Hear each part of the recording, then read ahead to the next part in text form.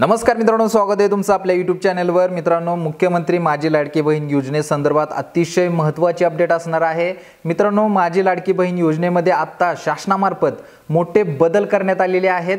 महिलांना होणाऱ्या त्रासामुळे मित्रांनो हे बदल जे ते करण्यात आलेले आहेत। मुख्यमंत्री यांच्या मार्फत याची घोषणा करण्यात आलेली आहे। मित्रांनो, महिलांसाठी जे लागणारे डोमिसाइल आणि उत्पन्नाचा दाखला आहे याच्यामध्ये मित्रांनो आता बदल जे ते करण्यात आलेले आहेत। कोणते बदल असणार आहेत, काय शासनामार्फत सांगण्यात आलेले आहे, सविस्तर माहिती पाहणार आहात। व्हिडिओ शेवटपर्यंत पहा। चॅनलवरती नवीन असाल तर चॅनलला सबस्क्राइब करायचं विसरू नका, जेणेकरून अशाच महत्त्वपूर्ण अपडेट मोबाईलवरती पाहायला मिळतील। तर मित्रांनो, याच्यामध्ये सुरुवातीला सांगायचं झालं तर डोमिसाइलचा मुद्दा घ्या। डोमिसाइलमध्ये मित्रांनो आता ज्या महिला डोमिसाइलच्या प्रोसेस करू शकणार नाही तर यांच्यासाठी आता शासनाकडून 4 पर्याय उपलब्ध करून देण्यात आलेले आहेत। याच्यामध्ये मित्रांनो हे 4 पर्याय आपल्याला 15 वर्षापूर्वीचे असणं गरजेचं असणार आहे। याच्यामध्ये पहिला आहे रेशन कार्ड, दुसरा आहे मतदान ओळखपत्र, तिसरा आहे शाळा सोडल्याचं प्रमाणपत्र आणि चौथा आहे जन्म दाखला। तर या 4 पैकी कोणताही पुरावा तुम्ही या प्रकरणासाठी या योजनेसाठी जोडू शकता।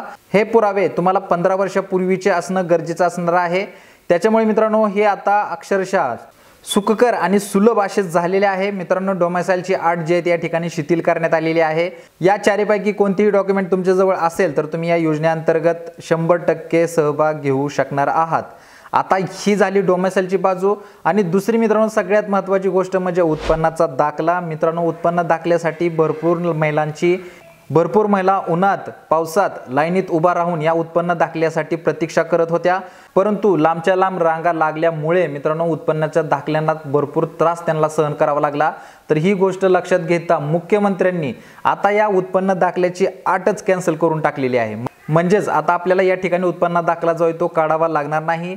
त्यासाठी शासनाकडून काय पर्याय सांगण्यात आलेला आहे तर उत्पन्न दाखल्यासाठी मित्रांनो आपल्याला ज्या लाभार्थ्याचे पिवळे आणि केशरी रेशन कार्ड असेल तर असे लाभार्थी डायरेक्ट आपल्या रेशन कार्डची झेरॉक्स या प्रकरणासाठी जोडू शकणार आहेत।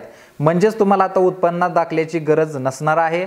शासनाकडून या ठिकाणी सांगण्यात आलेलं आहे तसं परिपत्रक या ठिकाणी तुम्ही पाहत आहात। हे परिपत्रक सुद्धा प्रसिद्ध केलेलं आहे।